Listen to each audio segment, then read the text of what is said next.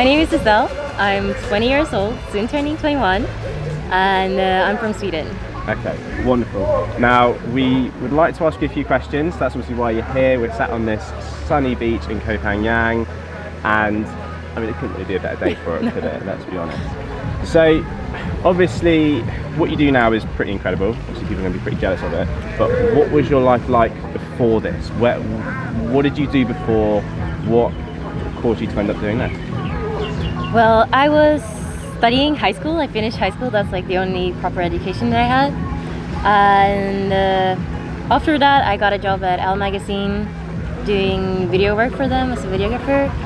And I was working there for 6 months, realized that I wanted to work for myself, so I quit it, and ever since then I've pretty much been traveling. Yeah. In your own words, define what a digital nomad really is. What work does it involve, and what do you actually do? I suppose that a digital nomad is someone who's using the internet to do their job. It can be photography, videography, social media, marketing. Like, that's kind of what I'm doing.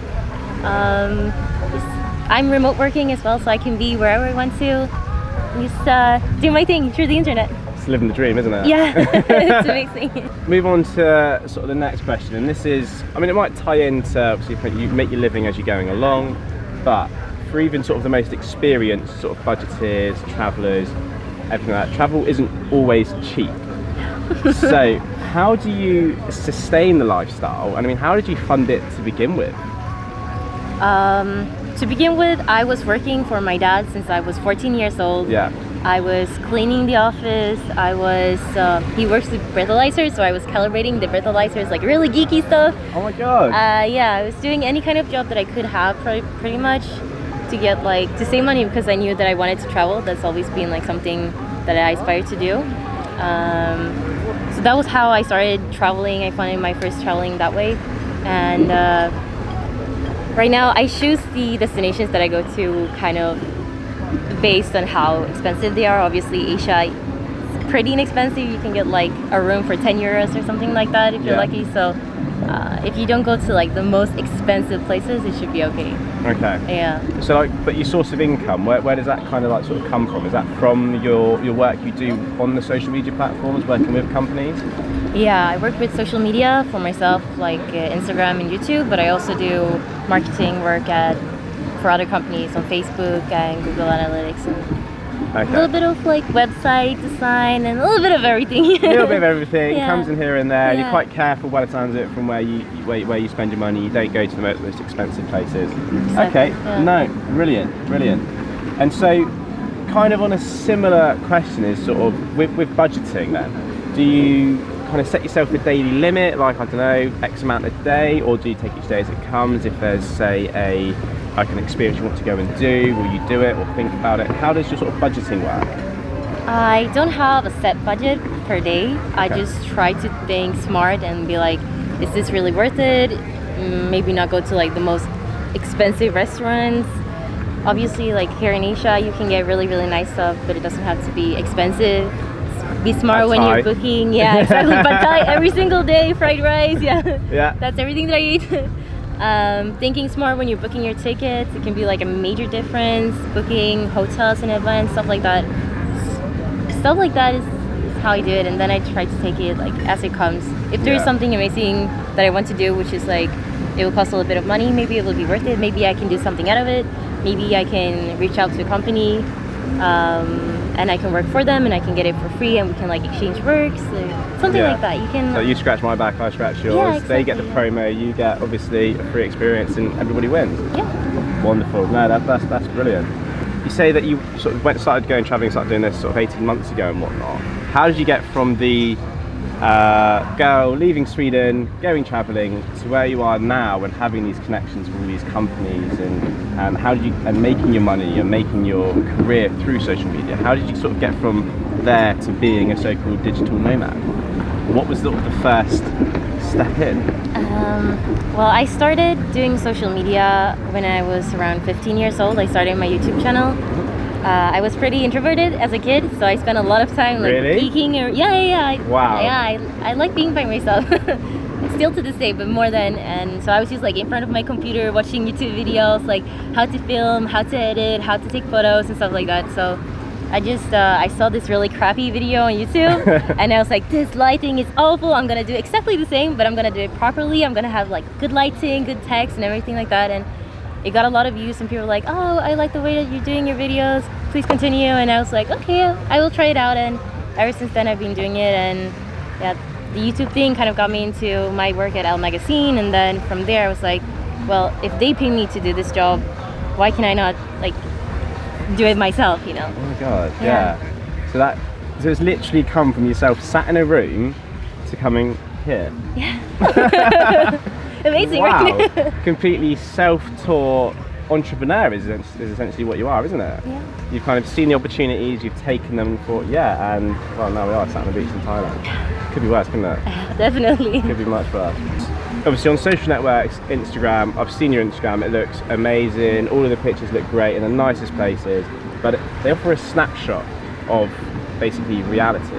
So what I want to know is what goes on behind the scenes, how much work does it take to get that perfect shot, and then really, do you get time to enjoy the places that you're in, or do you think you spend maybe too much time working and you might miss out on seeing it for your own eyes? That's a really good question.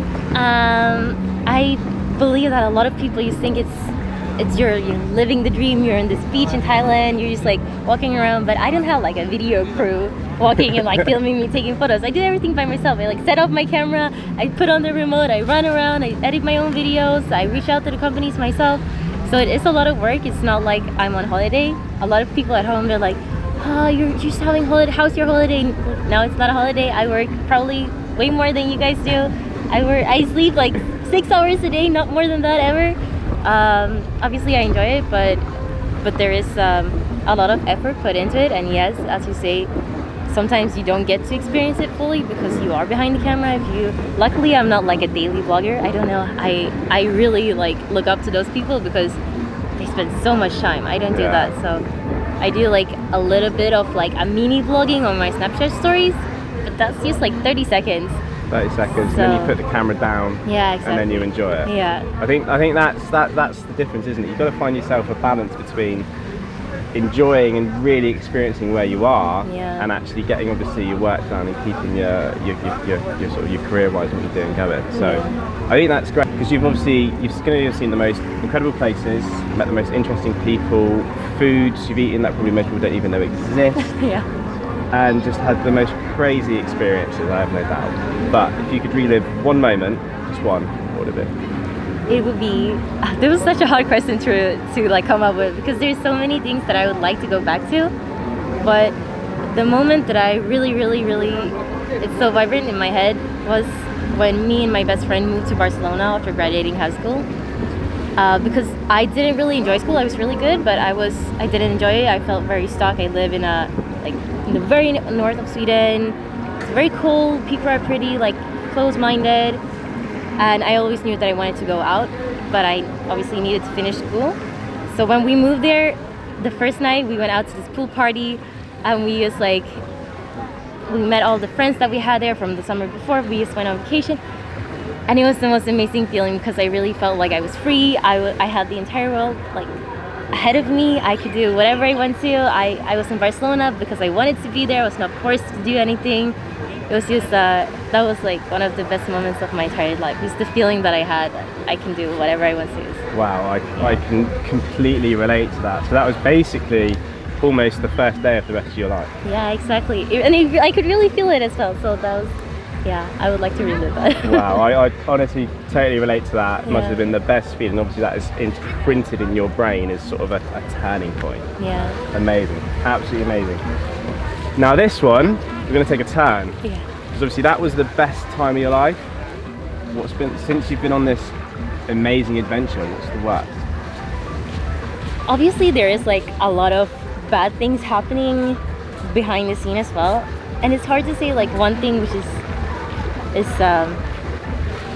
like way worse. There's in the everyday life I kind of struggle sometimes with just like because I'm traveling solo, sometimes you can feel lonely, even though I meet people every single day, new people. It's not like you have the same kind of bond that you have at home. You don't always have time to build the stronger relationships. Yeah, exactly. So it's like you might have a great time with them for a day, a couple of days, an evening, but you don't get to build that firm relationship as you do with sort of a lifelong friend. Yeah, exactly. And I think that's, I mean, it's not like one specific thing that happened to me, but I think that's like the biggest thing, because it's always going on. And then you meet people and you're like, well, this person is amazing, and then you spend, like, as you say, like 3-4 days, and then you have to split up, and that sucks. So I think that's like the worst part of doing what I'm doing.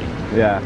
Okay. So it's like the meeting people and you think, yeah, an amazing connection, and then, oh no, I'm going. Yeah, exactly. And then I suppose the least advantage now is social media, is that you can keep in contact with them. Yeah, that's true. And I guess you're probably in the position now where you've got people dotted around the world, like you're talking about your friend in PP. Yeah. You met up with him and you could stay with him, and there you are. So you've got these people that you can still catch up with, and if you are ever in the same place again, you can see them. Yeah. It's pretty amazing. Yeah, definitely. Okay, your home life. What do you miss most about being at home? Obviously, my family and my friends. Yeah. But also having a routine. Great answer. Because it's so, like, here you go to bed sometimes at 4 or 5 in the morning, and then you go up at 12 and you're like, oh, it's in the middle of the day, I want to work out, but I'm just like, now it's too warm, and you don't know what you want to eat. And it's amazing because you can choose, every day can be something new, but it's also, it's nice to have a routine, actually.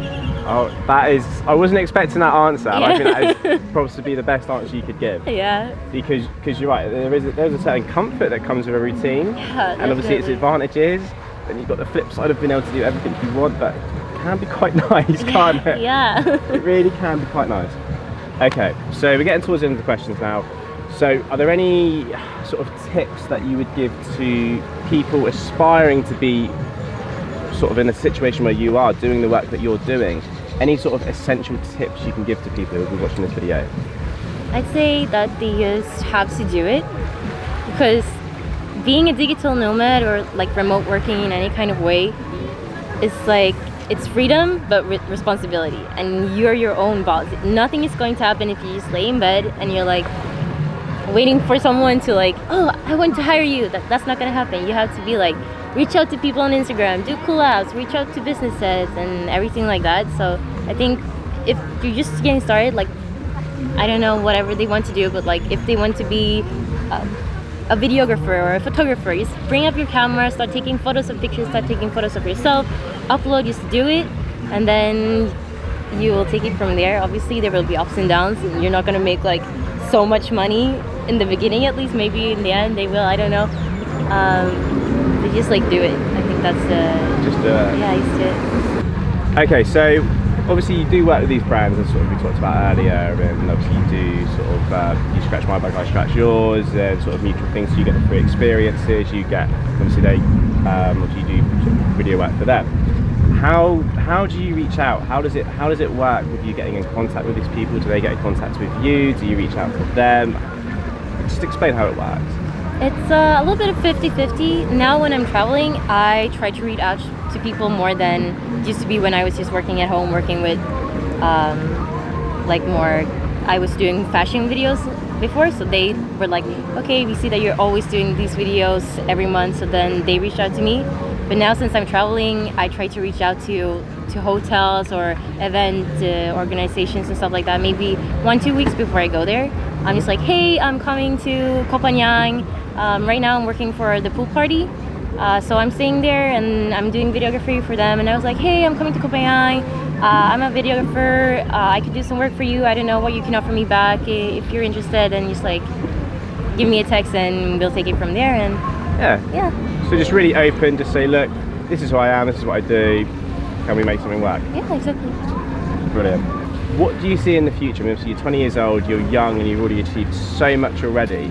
But life after traveling, what happens next? I don't want to say like life after traveling, because I want to travel until I die. But yeah, I do miss the routine. My plan is actually to go back to Sweden. I'm moving down to Stockholm again from my hometown.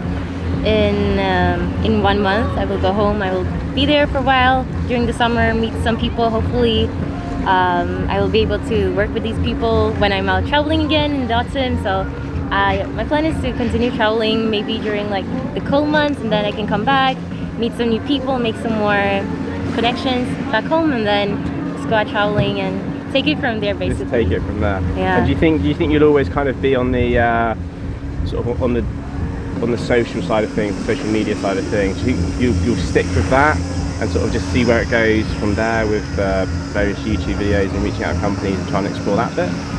Yeah, I think I will always try to do that, because that's like, it's been my hobby since I was young.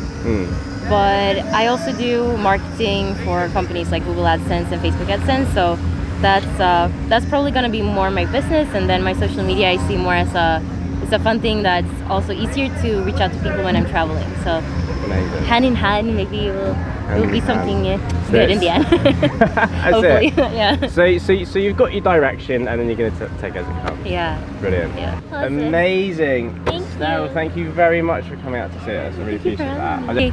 Thank you so much for watching. I hope that you liked the video. If you did, don't forget to hit the thumbs up and check out the links that we have in the description bar to the Wandergo YouTube channel as well as mine. And don't forget to download the Wandergo app and yeah, join the experience.